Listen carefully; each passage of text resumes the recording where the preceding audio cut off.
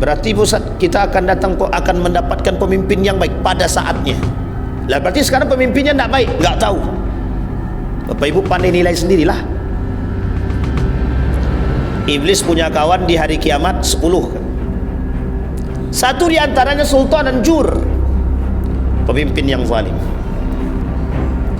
Bahkan dikatakan dalam riwayat yang lain itu sittatun yadkhulun nar qabla al-hisab. Ada 6 perkara masuk neraka itu tanpa perlu dihisab. Satu di antaranya pemimpin yang zalim. 30 tahun setelah kepemimpinan Nabi akan muncul mulkun adud, pemimpin yang zalim, diktator, otoriter. Apa yang menyebabkan muncul pemimpin-pemimpin yang zalim? Satu, terpengaruh oleh hawa nafsu dia sendiri, cinta terhadap dunia tadi. Maka kalau kita lihat Bapak Ibu, mohon maaf, kalau kita lihat orang yang mempertuhankan hawa nafsu itu sekarang, rata-rata para penguasa itu pencinta hawa nafsu semua. Bukan nafsu ya, pencinta hawa nafsu semua. Profesor Dr. Mahfud MD, apa katanya, malaikat masuk pun bakal jadi syaitan, kata dia. Ini kita coba terjemahkan maksud ini, Pak. Coba kita terjemah, analisa kalimat ini. Sederhana ini, sederhana sangat. Kalau dalam gambaran kita, mesti akan hancur. Setiap orang masuk hancur. Tidak begitu yang kita pahami, Pak. Yang harus dipahami, kembalikan kepada Al-Quran dan hadisnya, Pak. Bagaimana cara kita kembalikan? Lihat kalimat sederhana itu. Setiap yang masuk akan berubah menjadi syaitan. Artinya malaikat pun yang masuk akan jadi setan, kan begitu. Sekarang kita terjemahkan, Pak. Kita lihat dalam rujukan kepada dalam hadis Nabi. Sebelum dia duduk, dia baik betul. Tapi setelah duduk, nengok muka kami pun tak tahu dia. Ini misal contoh saja. Jangan, tak usah digambarkan ke siapanya, contohnya aja. Itu banyak definisinya, Pak, banyak tafsirannya. Bisa jadi waktu itu pura-pura baik, itu kan bisa jadi pencitraan tadi. Mayoritas anggota dewan itu main judi online. Mayoritas anggota dewan itu main judi online. Kita lihat, Pak, kenapa mereka main judi online? Ternyata ada juga. Ya, salah satu penyebabnya adalah ikut-ikutan. Karena bahasanya kalau tidak main judi, tidak yes.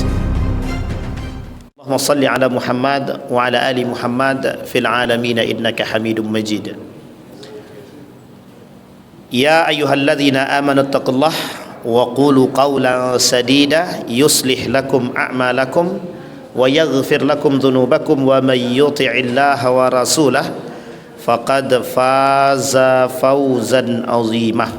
Puji syukur kehadirat Allah dengan mengucapkan alhamdulillahirabbil alamin, bersalawat kepada Nabi dengan mengucapkan Allahumma salli ala Muhammad wa ala ali Muhammad fil alamin innaka Hamidum Majid. Bapak Ibu sekalian yang berbahagia, berdoa kepada Allah senantiasa Allah ridai, Allah berkahi, insyaallah husnul khatimah, amin ya rabbal alamin. Untuk orang tua kita yang telah mendahului, Allah tempatkan di tempat terbaik di sisinya, Allah terima amal ibadahnya, Allah kumpulkan kelak bersama orang-orang yang saleh, amin ya rabbal alamin. Untuk orang tua kita yang masih hidup, Allah sehatkan, Allah kuatkan rezeki yang melimpah, anak-anak yang saleh dan salihah, dan insyaallah husnul khatimah. Bapak Ibu sehat semua? Insyaallah. Sebelum kita mulai, di musola ini sudah kita kaji Fir'aun dulu. Jangan kencang-kencang bilang belum. Nampak betul pengen tahu Fir'aun gitu. Insyaallah. Siap. Belum, Fir'aun belum ya. Fir'aun dia ada 3 serangkai itu. Fir'aun, Qarun, Haman. Baik. Bapak Ibu sekalian yang berbahagia, di malam hari ini saya ingin menyampaikan tentang tanda-tanda dekatnya kehancuran satu negeri. Jangan dibayangkan tapi ya. Nanti digandeng, Pak, digandeng tanda-tanda kebangkitan satu negeri. insyaallah kalau Allah panjangkan umur. Jadi nanti detik-detik kehancuran satu negeri itu sebabnya apa, dan nanti akan kita gandeng, akan kita dampingi dengan detik-detik kebangkitan Islam atau kebangkitan satu negeri yang berpegang teguh dengan agama. Jadi memang Bapak Ibu sekalian yang berbahagia, di akhir zaman ini memang harus banyak kita merefleksi diri agar kita ini bisa selamat. Tapi kita perlu tahu apa yang harus kita pegang dan apa yang menjadi tumpuan kita. Ibarat kita berjalan di atas paku yang tajam, kita berjalan tidak mungkin kencang, pasti pelan-pelan, karena kita khawatir paku yang tajam itu menusuk kepada kaki kita.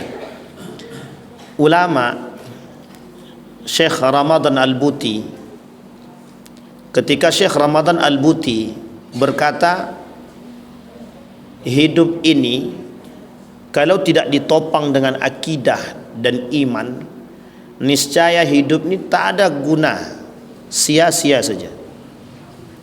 Syekh Abdul Razak sampai mengatakan begini, wa kaifa yattaqi fa innahu la yadri kaifa yattaqi. Bagaimana seseorang itu bertakwa sementara dia nggak ngerti apa yang harus dia buat untuk ketakwaan itu. Dalam terjemahan yang lain, kaifa yattaqi, bagaimana seseorang itu takut, wa ma yadri kaifa yattaqi, dan ma yattaqi, dan bagaimana dia bisa takut kalau seandainya dia tidak tahu apa yang ditakuti. Nah, ini salah satu alasan kenapa kita perlu mengetahui bagaimana seseorang itu bisa membangkitkan atau menumbuhkan kebangkitan itu kalau dia tidak tahu gejala-gejalanya itu.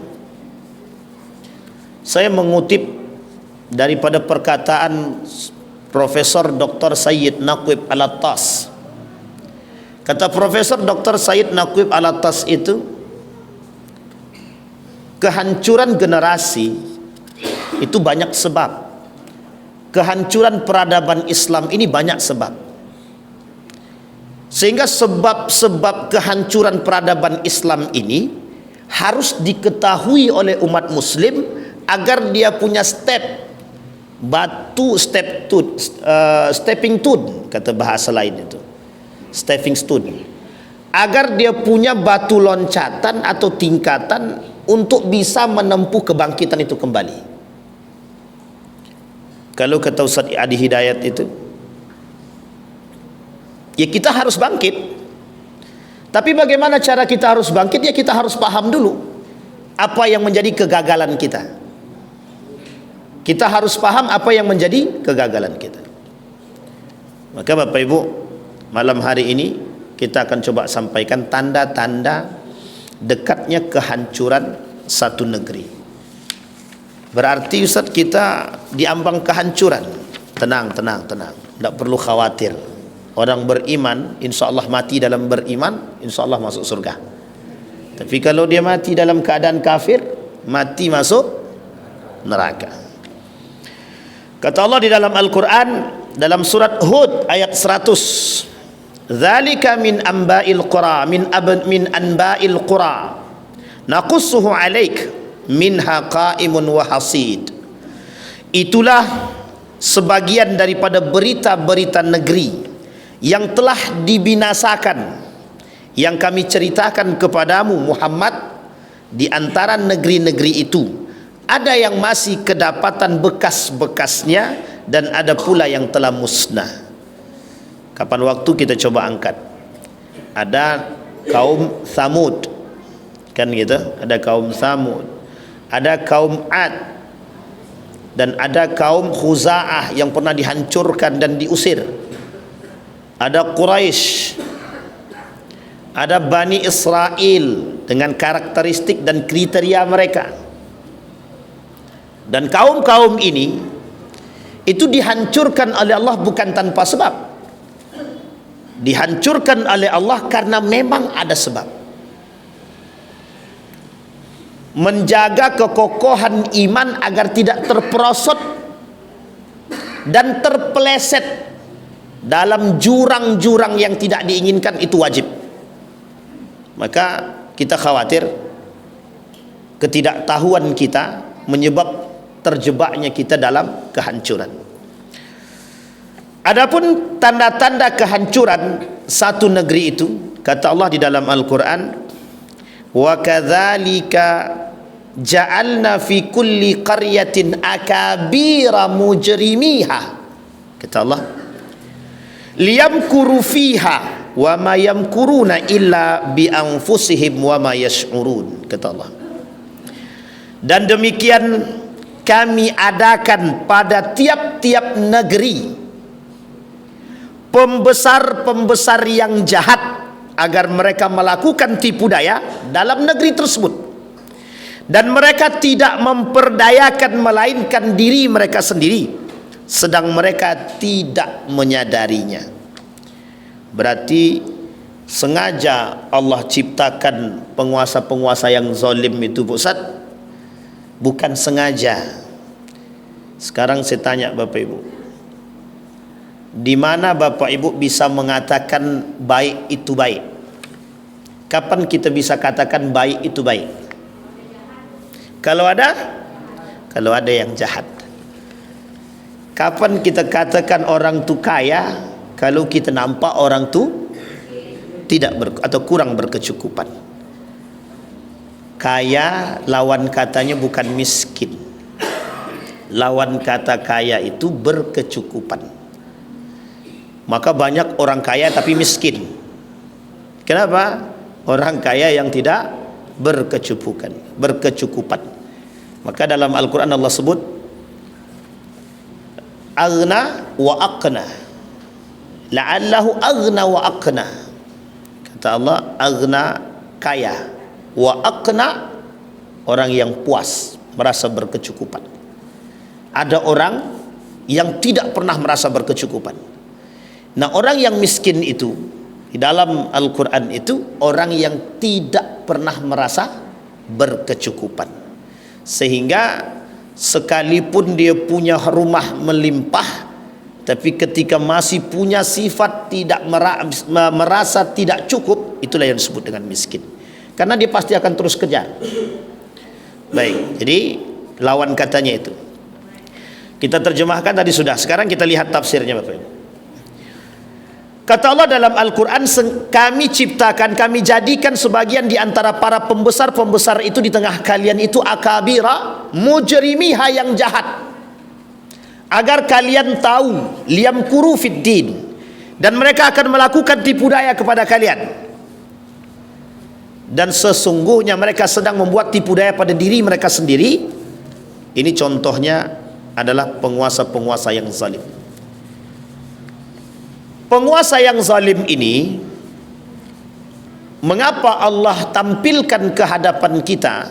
Agar kita tidak mencontoh perbuatan tersebut. Satu. Yang kedua, agar kita mengetahui bagaimana cara mengatasi pemimpin-pemimpin yang zalim, yang merusak. Yang ketiga, mengambil ibrah terbaik dalam setiap perbuatan yang mereka lakukan. Yang keempat, memberikan contoh perbandingan, ini loh yang baik dan ini yang buruk. Maka di samping pemimpin yang zalim pasti ada pemimpin yang baik. Itu mesti. Di samping pemimpin yang zalim mesti ada pemimpin yang baik. Berarti Ustaz, kita akan mendapatkan pemimpin yang baik pada saatnya. Lah berarti sekarang pemimpinnya tidak baik, nggak tahu. Bapak Ibu pandai nilai sendirilah. Sampai di sini bisa dipahami Bapak Ibu. Jadi kalau ada karakter-karakter itu, maka bisa dipastikan insya Allah baik. Tapi kalau tidak ada karakter-karakter ketakwaan, itu agak susah juga gitu.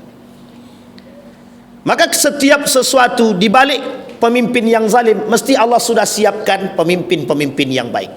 Pertanyaannya, apakah Allah jadikan tanpa sebab atau dengan sebab? Kata Allah, proses itu penting.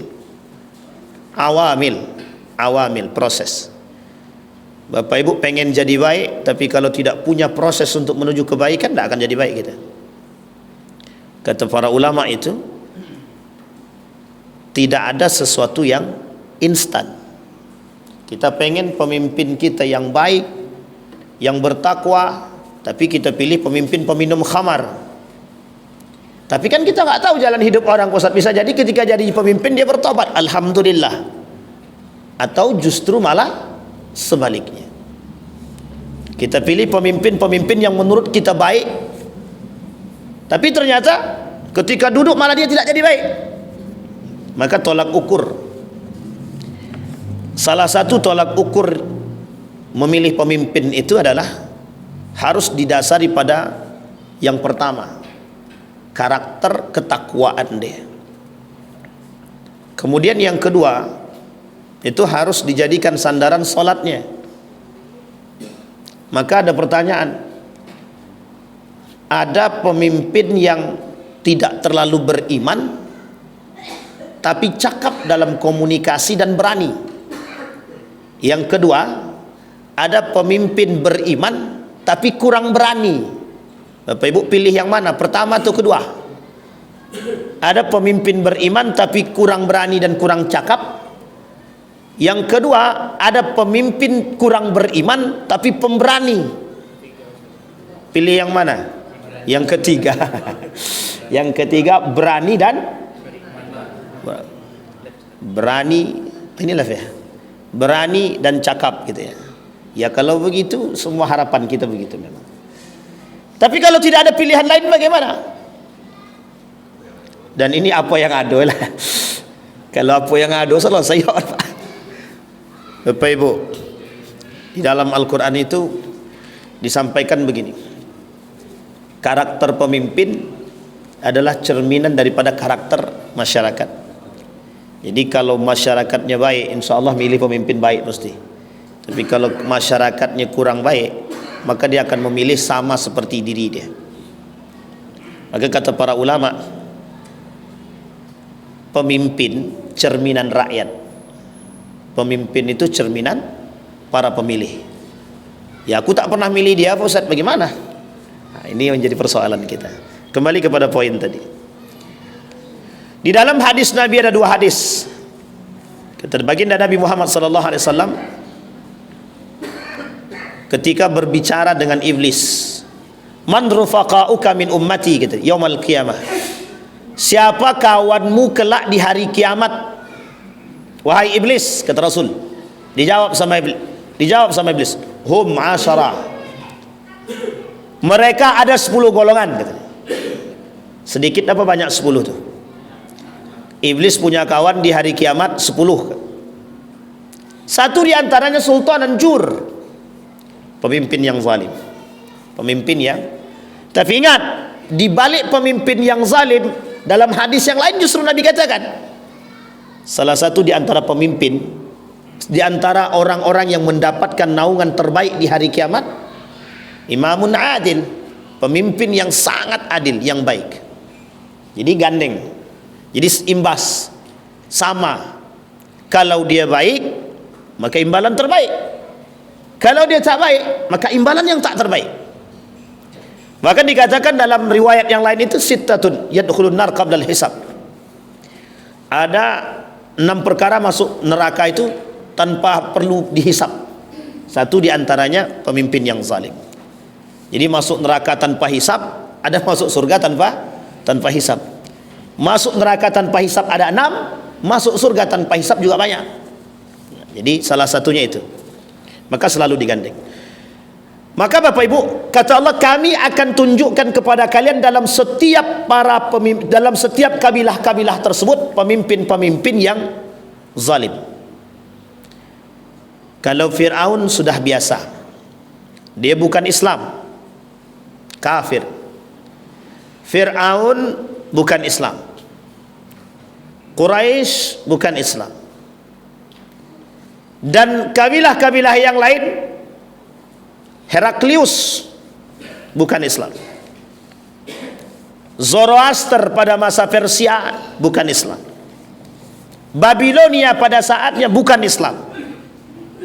Ini yang saya sebutkan ini adalah negara-negara yang berkuasa pada masanya. Abraha bukan Islam.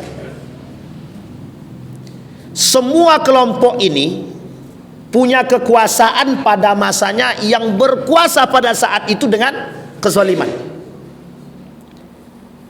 Kalau kita rujuk sejarah itu, mesti kita dapatkan, kita temukan. Hitler pada masanya menjadi seorang pemimpin yang tragis dan bengis, membunuh kaum-kaum Yahudi dalam sejarah itu. Sampai di sini paham ya Pak Ibu?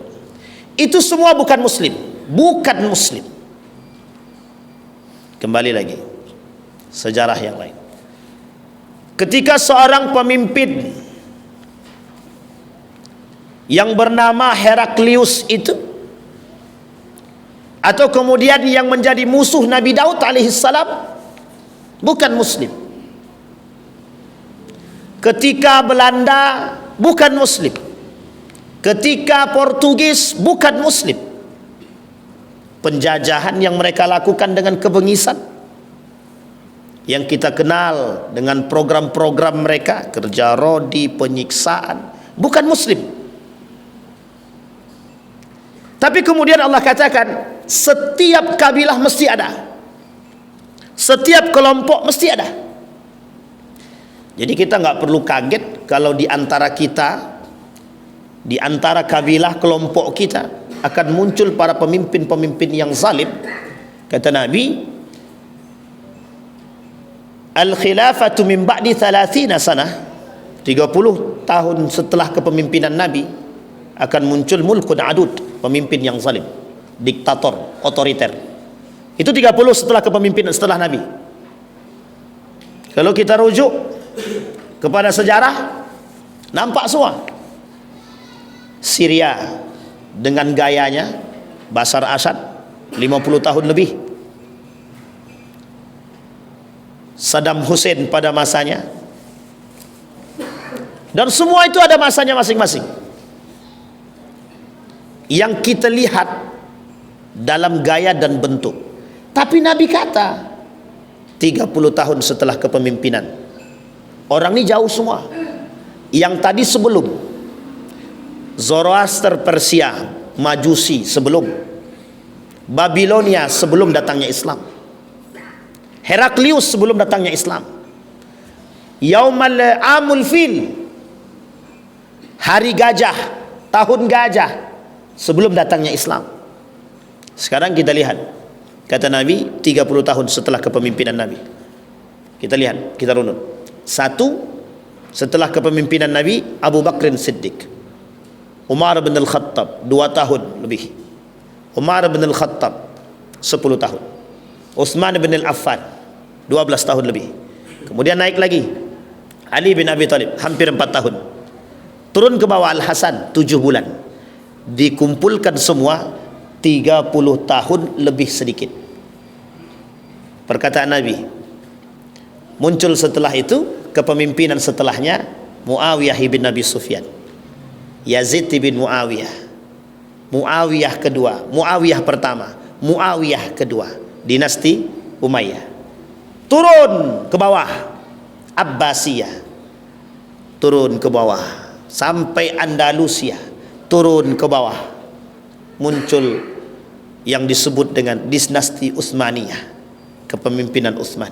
Bukan Utsmannya, tapi dari keturunan-keturunan Utsmaniyah, Turki Utsmani. Sampai di sini paham? Perhatikan baik-baik dalam setiap kelompok ini. Setiap kelompok-kelompok ini, hancurnya kerajaan itu di tangan pemimpin-pemimpin yang zalim. Kita lihat kepemimpinan Yazid ibn Muawiyah, awal kehancuran dinasti Umayyah, awal kezaliman dilakukan. Jadi kalau Bapak Ibu bertanya, pada masa siapa terjadi nepotisme pertama dalam kerajaan Islam? Terjadi pada masa Muawiyah ibn Abi Sufyan yang mengingkari perjanjian bersama dengan para ulama dan sahabat. Siapa yang dia pilih? Yazid bin Muawiyah, yang sebagian besar daripada ulama Syam Damaskus ketika itu menyepakati akan kefasikan Yazid.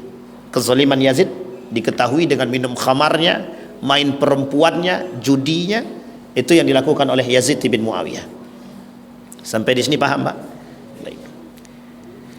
Dari dinasti Umayyah, di akhir kepemimpinan dinasti Umayyah, mulai para pemimpinnya cinta kepada dunia, harta, main perempuan. Mohon maaf. Ini agak sedikit sensitif, tapi harus kita sampaikan. Karena faktor runtuhnya dinasti Umayyah itu di situ. Yang ketiga, nepotismenya tinggi.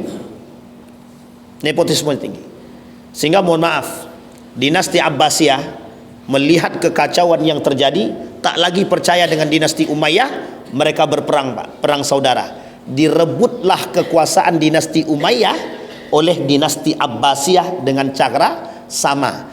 Ketika dia merebut kepada Al-Hasan, itu juga yang dilakukan oleh dinasti Abbasiyah, termasuk salah satu niat mereka membalas dendam atas kematian daripada keluarga baginda Nabi Muhammad sallallahu alaihi wasallam. Jadi, Pak, di balik sejarah munculnya dinasti Abbasiyah itu, Bapak Ibu, ada rasa kebencian dan dendam yang tertanam akan atas terbunuhnya keluarga baginda Nabi Muhammad sallallahu alaihi wasallam. Dinasti Abbasiyah ini bagian daripada keluarga Nabi. Kita mulai. Dinasti Abbasiyah. Di antara kelompok dinasti Abbasiyah, ada tak pemimpin yang zalim? Ada. Di akhir kepemimpinan dinasti Abbasiyah, 2 khalifah terakhir. Hampir.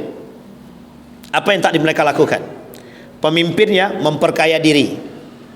Cinta terhadap harta juga. Yang kedua, nepotisme kencang. Yang ketiga, perjudian merajalela. Jadi ketidakadilan nampak.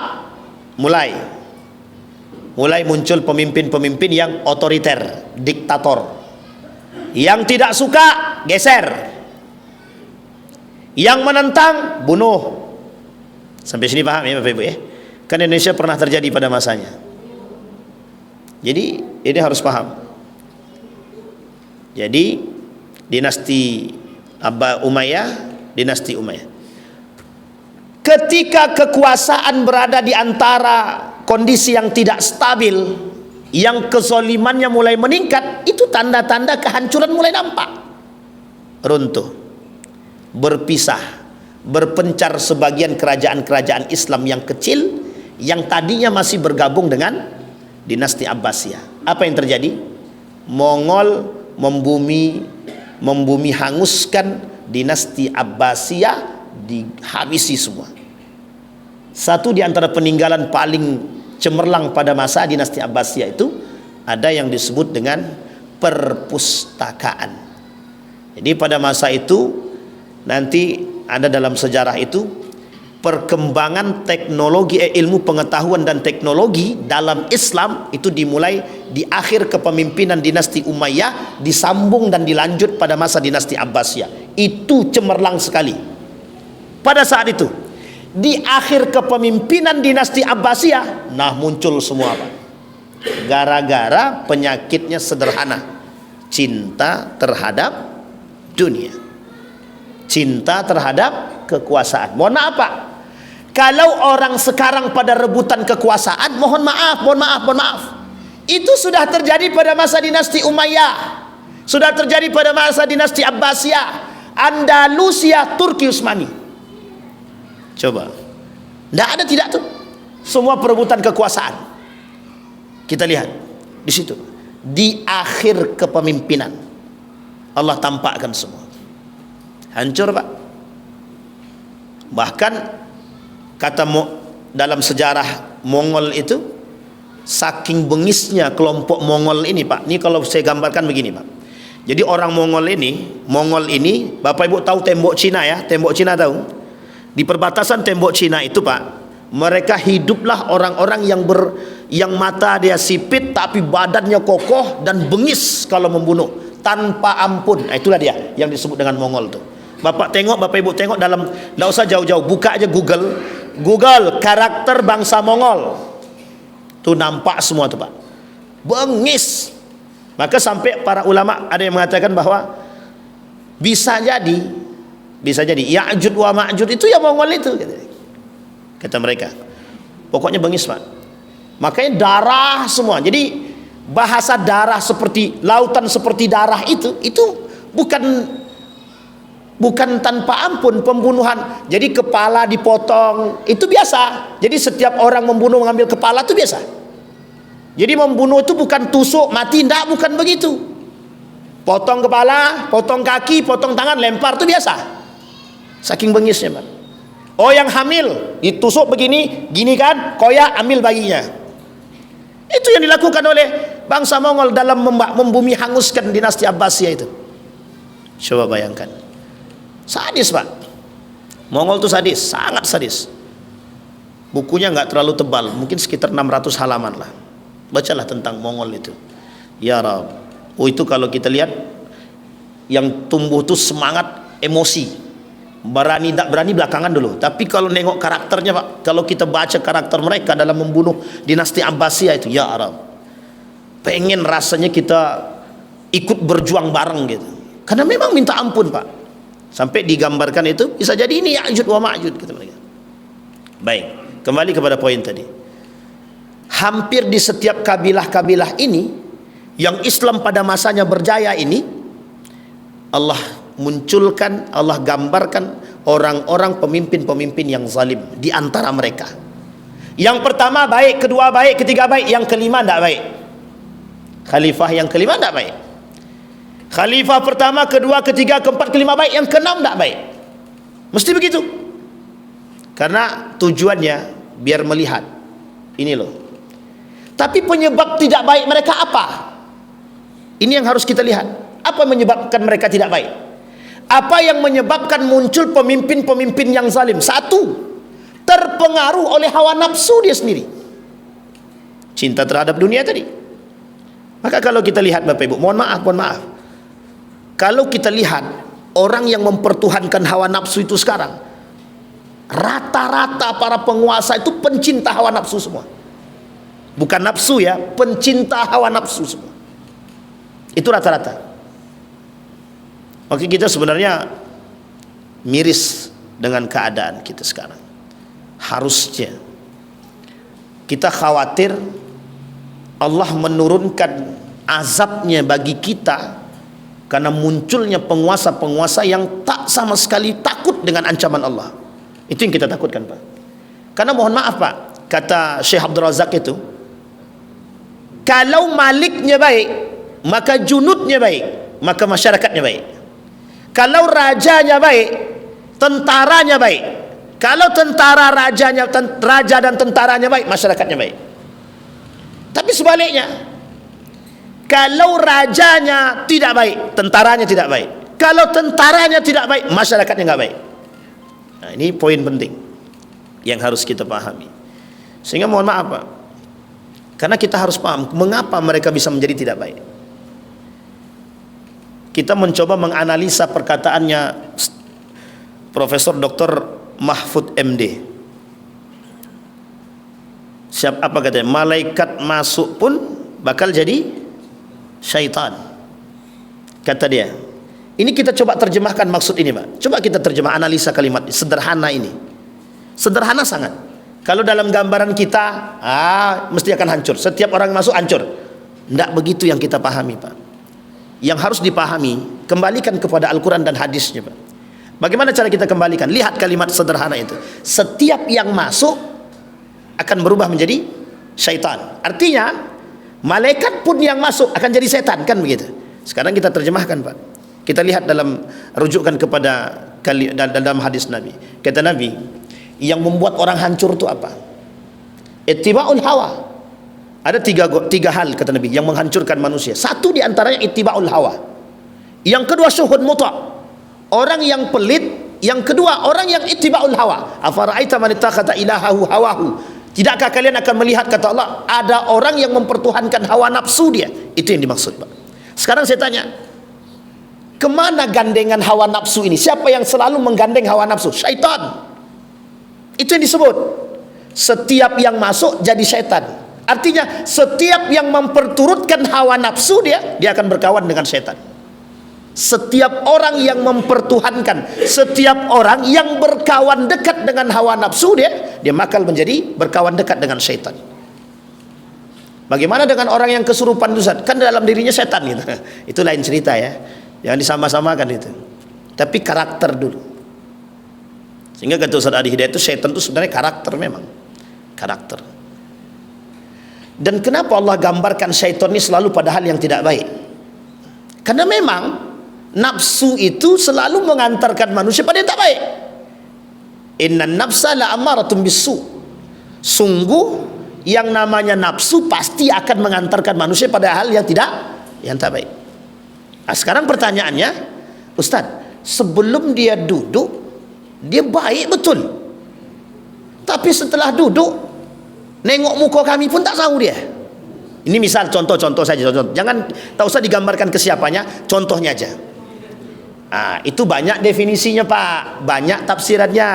Bisa jadi waktu itu pura-pura baik, itu kan bisa jadi pencitraan tadi. Yang kedua, bisa jadi terpengaruh. Ini dia yang dikatakan Mahfud MD tadi, itu betul, mungkin bisa jadi malaikat masuk pun bisa jadi. Itu dia. Tapi yang ketiga, ada ya mohon maaf kalau bahasa kasarnya, ya memang dari awal dia setan gimana, itu bahasa kasarnya begitu. Jadi ada orang yang tadinya baik kok tiba, tapi Ustaz saya hafal betul dia memang orang baik Pak Ustaz, tapi pas masuk Pak Ustaz, ini kalau bahasa gaulnya, kalau bahasa sederhananya gimana, orang OKB, orang kaya baru. Kalau itu bukan OKB lagi, OPB, orang penguasa baru. Jadi baru duduk dan merasakan hangatnya menjadi seorang penguasa, langsung arogansinya naik. Berarti bagian daripada apa Ustaz? Sama, ittiba'ul hawa, mengikuti hawa nafsu. Tapi ada yang keempat Pak. Yang keempat ini tak masuk dalam golongan tiga ini, tapi karena tekanan. Yang kelima ada yang kelima, FOMO. Tahu FOMO? Bukan homo, jangan salah paham. FOMO ini yang lagi tenar-tenar sekarang Pak, lagi viral. FOMO, ada yang tahu Bapak Ibu? Yang tua-tua akan tahu, jangan lagi. Yang apa kepanjangan FOMO itu? Ikut-ikutan. Ibu-ibu belakang tuh lebih tahu Pak. Tahu Bapak Ibu? Mohon maaf, sombong itu sekarang itu bisa jadi normalisasi kesombongan. Apa maksudnya naturalisasi? Dulu orang kan tidak mau sombong, setelah masuk dinaturalkan kesombongan itu. Yang tadinya tidak mau sombong tapi dinaturalisasikan, dinormalisasikan. Jadi biar salah, sombong itu biasa. Ini sekarang saya kasih tahu sama Bapak Ibu. Ini topeci ini pula. Jadi Bapak Ibu, sekarang saya tanya Bapak Ibu, tapi Bapak Ibu jawab dengan jujur. Ini bahasa yang sering kami dengar dulu. Oh, si fulan sombong wajar, kan dia orang kaya. Oh, si fulan sombong wajar, kan dia orang cerdas. Sekarang saya tanya, siapa yang mewajarkan orang-orang seperti itu sombong? Nggak ada Pak yang mewajarkan itu. Tapi karena kita yang mewajarkan itu, kita yang menormalisasikan kesombongan itu kita. Jadi bahasa lainnya, kita yang menciptakan anomali kalau bahasa lainnya. Dia wajar kaya, wajar dia sombong, kaya dia. Awak apa yang mau kau sombongkan? Udah miskin. Mau kaya dia, mau miskin, tak ada Pak kewajaran sombong itu, tidak ada. Tidak ada sama sekali. Jangan kita ikut-ikutan dengan bahasa demikian itu. Kembali kepada persoalan FOMO tadi. Sekarang Pak, penyakit yang paling besar dan berbahaya, cukup berbahaya, itu FOMO itu Pak. Ikut-ikutan. Berbahaya. Kita ambil contoh. Di Sumatera misalkan ya, contoh di Sumatera Utara, kepala dinasnya mobilnya itu masa kita di sini kijang kapsul, gitu. Paham maksud saya ini ya? Ini ikut-ikutan Pak. Akhirnya iya juga ya, kita masa kepala dinasnya kijang kapsul, ya paling tidak Mercy lah gitu. Sampai sini paham ya Pak? Jadi kadang-kadang sombong itu ada karena ikut-ikutan. Kita ambil contoh lagi. Ini saya baru dapat beritanya langsung disampaikan itu di Hidayatullah itu. Mayoritas anggota dewan itu main judi online. Mayoritas anggota dewan itu main judi online. Kita lihat Pak, kenapa mereka main judi online itu? Ternyata ada juga. Ya salah satu penyebabnya adalah ikut-ikutan. Karena bahasanya kalau ndak main judi ndak yes gitu. Sampai sini paham ya? Sama Pak, karakter sekarang begitu. Anak-anak muda sekarang kan karakternya begitu. FOMO semua Pak. Kalau aku ndak pakai iPhone, ndak wow.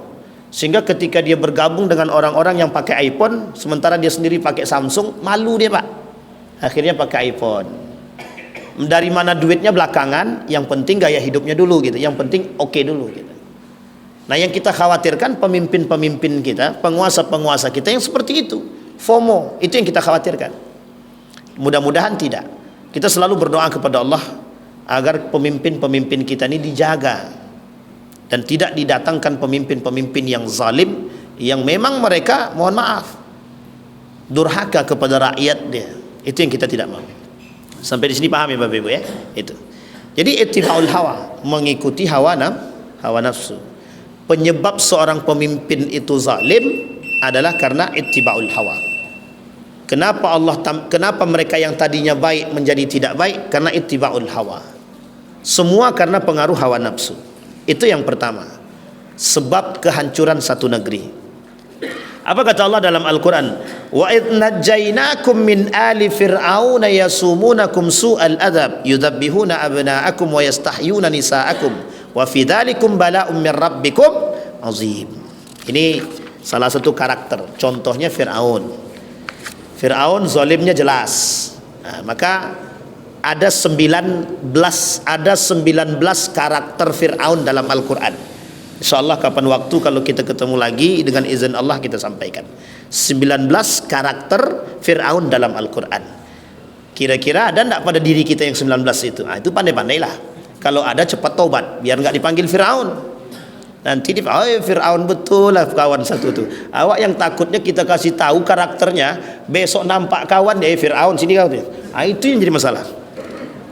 Baik.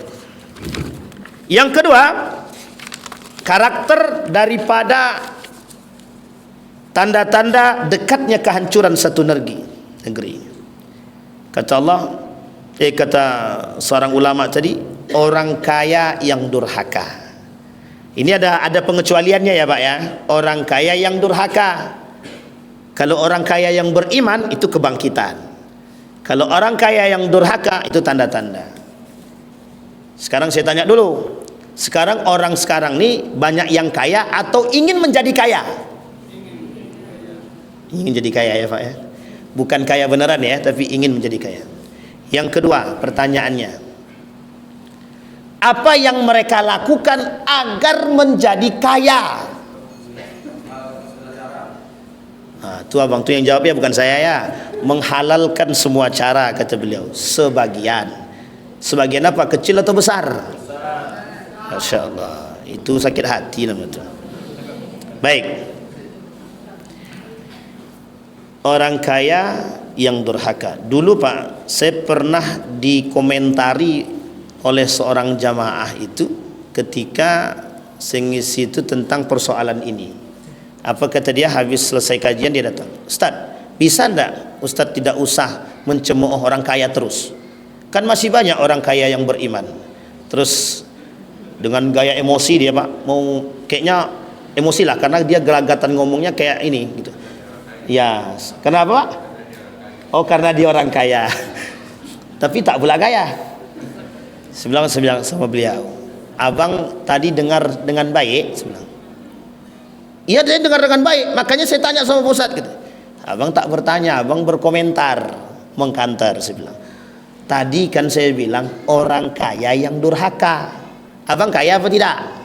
Nah, tak berani dia jawab. Karena kalau dia bilang jawab kaya sombong kan. Kalau tidak dijawab agak ragu juga dia. Nah, kenapa? Ini ada. Kenapa saya bilang begini? Karena memang banyak komentarnya begini. Kenapa selalu orang kaya yang bukan selalu. Tapi memang hadisnya bicara tentang itu.